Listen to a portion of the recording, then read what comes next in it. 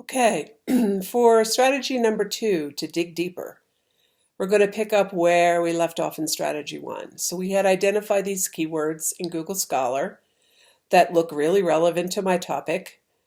I have narrowed down to third space, higher education, teacher identity.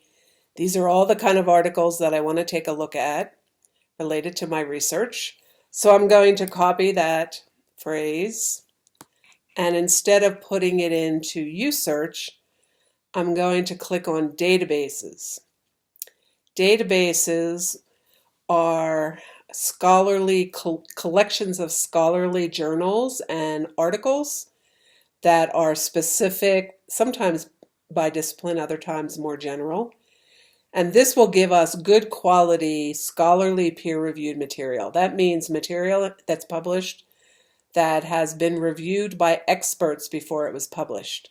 So I just want to show you this little diagram about information. So at the California State University Chico Library website, they have this great diagram about information structure. So the information is stored, there is a hierarchical structure to it. So if this database was Google Scholar, we were finding scholarly journals and we were finding books in Google Scholar. And then when we search books, there's individual books. When we found journals, there were individual articles. In Google Scholar, it's kind of deceptive because it takes you right down to the article. It doesn't really show you this in-between space. In the library catalog, if you consider that the big database, you find scholarly journals and books, but you also find popular magazines and newspapers and multimedia. So you find a collection of everything that the library owns. Popular magazines and newspapers like New York Times, economics journals like any of those popular magazine topics, People magazine, National Geographic, Time magazine, those are all considered popular resources. They are not to the standard of peer-reviewed scholarly materials because there is not an editorial process where that material is peer-reviewed. There's an editor to the journal, and then there are journalists who may or may not be experts in the topic. When you're in a scholarly journal, it's researchers, experts that are writing articles about their own research. So you have a different level of quality. In your case, your instructor may ask you to have mostly scholarly journals or peer-reviewed articles, and that would be just in this group, not in magazines, not in multimedia, and not in books and ebooks. Some faculty do consider books scholarly if it's an edited volume and there's editors and peer review process involved, but not all the time. Okay? So if we go back to the library homepage, let's go back here for a minute, and I'm going to click again on databases. There's two ways that you can search by databases, alphabetically or by subject. So if I click education by subject, it will show me all of the databases that have education content in them. They're all could be very different. This is education children's books. This is education psychology.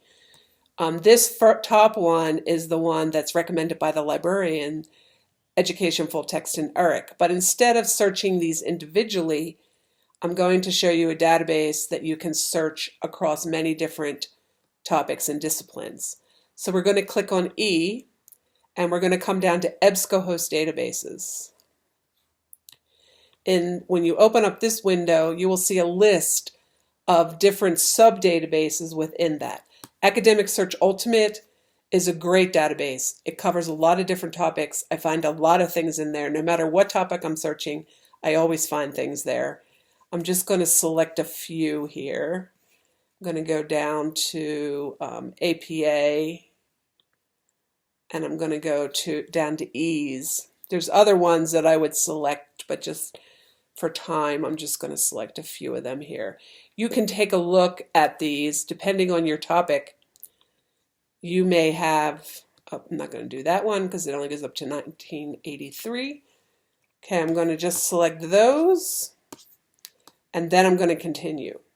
So now if I go to Google Scholar, and I bring these keywords in, you will see that we don't find nearly as many articles. So I found 1,500 articles in Google Scholar and 4 here.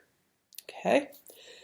So what I normally do when I'm in these databases is I use advanced search. So I use the big search term in the library catalog and I use it in Google Scholar.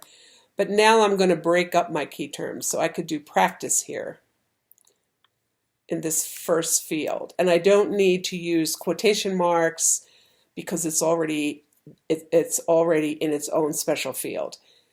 So practice, they're also recommending strategies or approaches. So I'm going to select that because those ors will broaden my search.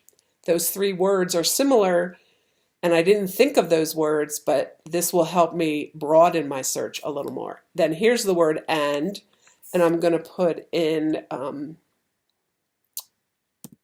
third space.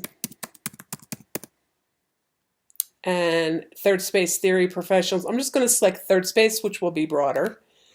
Once you put the professionals in there, it'll only find third space professionals.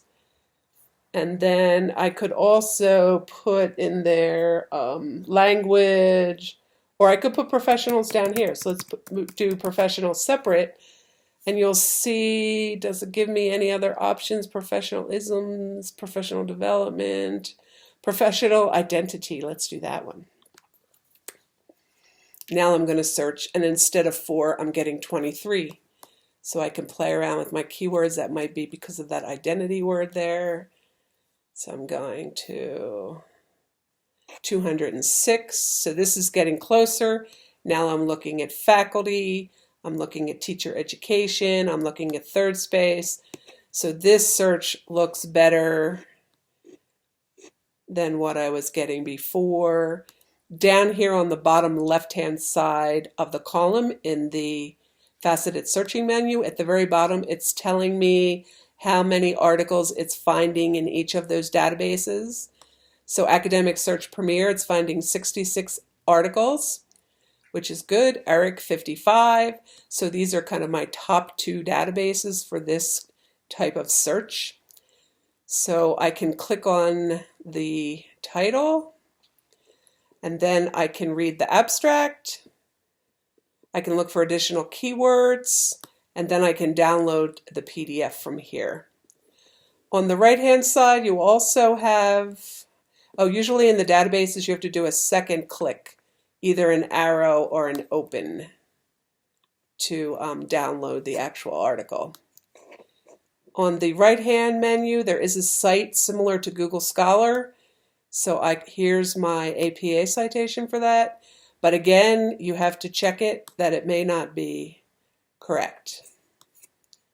Other databases that you might want to search, go to the letter J for JSTOR, go to P for Project Muse, are 2 other good databases for my topic. So I would go there and I would maybe look at these. So I would do practices or strategies or approaches and third space and professional and see what I find in those databases.